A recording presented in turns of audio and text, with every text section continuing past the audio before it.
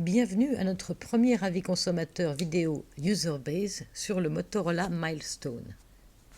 Celui que nous avons testé a un menu en allemand. Voilà l'appareil. Il est assez grand, plutôt carré.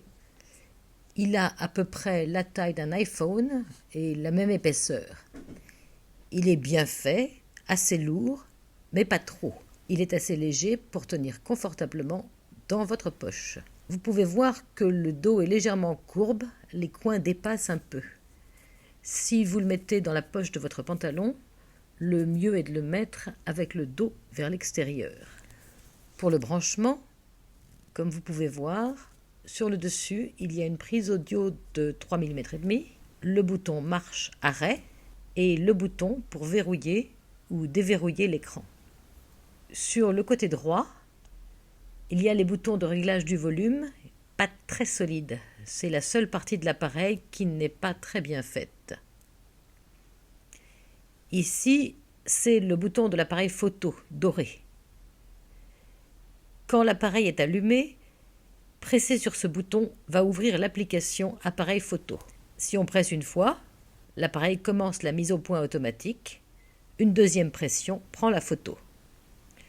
Sur le côté inférieur, il n'y a pas de bouton, mais sur cette petite chose qui dépasse, on peut voir le micro. Sur le côté opposé au bouton de l'appareil photo, on a la fiche micro USB.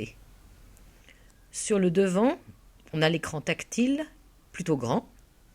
Au bas de l'écran, il y a 4 touches programmables qui ne sont pas vraiment comme des boutons. Quand vous les touchez, elles produisent une vibration pour confirmer qu'elles ont été touchées.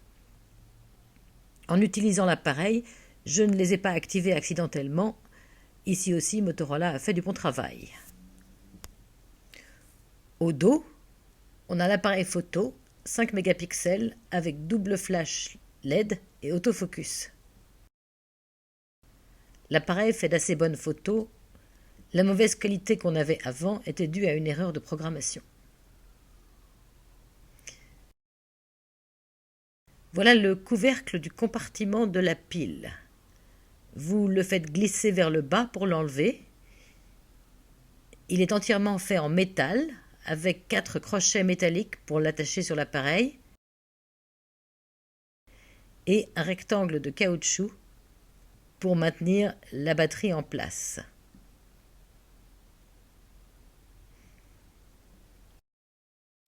Ici, nous avons la pile qui a une capacité de 1400 mAh, ce qui devrait donner une autonomie assez longue.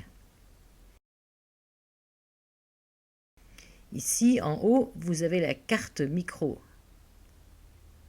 L'appareil est vendu avec 8 GB, la version américaine a 16 GB. Apparemment, les Européens doivent se débrouiller avec moins. Mais pour ça, nous avons Multitouch, dont nous parlerons dans une autre vidéo. C'est là qu'on met la carte SIM, je la laisse où elle est. C'est facile de remettre tout en place. Le couvercle de la batterie dépasse un petit peu, juste un petit millimètre, pas grand-chose, mais on peut le sentir. Peut-être qu'on peut arranger ça, mais c'est pas un gros problème. En dessous de la porte du compartiment à pile, on a le haut-parleur de l'appareil de couleur bronze. Le son est étonnamment bon.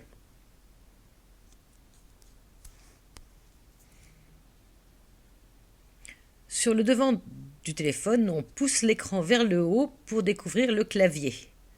Le clavier est assez grand et vraiment plat.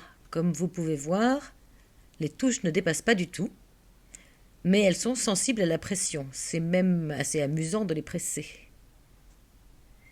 Nous avons utilisé le clavier sur l'écran uniquement sur le Palm Pre et le iPhone. Ici, j'apprécie beaucoup d'avoir un vrai clavier.